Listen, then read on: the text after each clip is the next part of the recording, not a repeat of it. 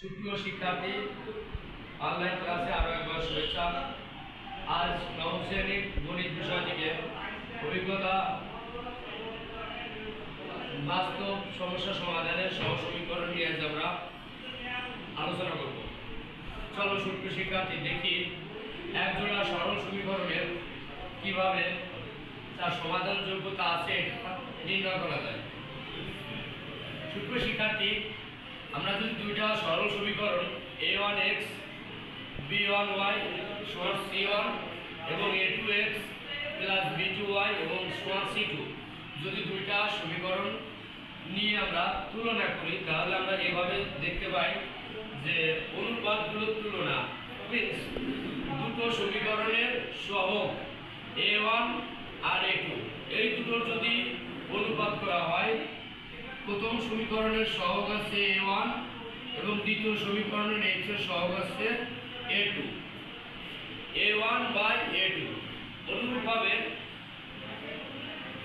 y এর সহগ b1 এবং y এর সহগ b2, যেহেতু দুইটা সমীকরণ, প্রথম সমীকরণে y এর সহগ b1 এবং দ্বিতীয় সমীকরণে y এর সহগ b2, এই দুটো সমীকরণের সহগের অনুপাত b1 বাই b2।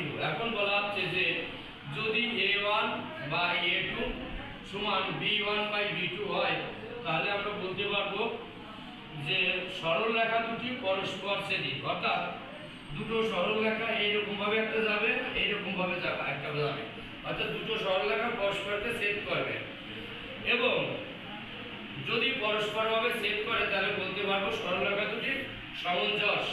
এবং ফাইনালি যেটা বলা হচ্ছে, এই দুটো সরল রেখা যে বীজগাণিতিক সিদ্ধান্ত আমরা পৌঁছাবো যে একটি মাত্র সাধারণ সমাধান আছে।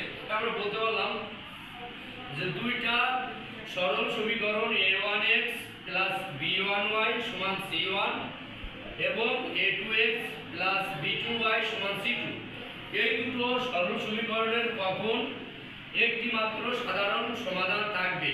আমরা কখনই বলতে পারবো এই দুটো সরল সমীকরণের যদি সহগগুলোর অনুপাত, দ্যাট মিন্স x এর সহগের অনুপাত a1 by a2 is not y এর সহগের অনুপাত b1 বাই b2 হয়। এই দুটো যখন সমান না হবে, তখন আমরা বলবো এই দুটো সাধারণ সমীকরণের একটি মাত্র সাধারণ সমীকরণ আছে, এবং বলতে পারবো যেটা সমঞ্জস এবং সরল রেখা দুটি পরস্পর ছেদ করে।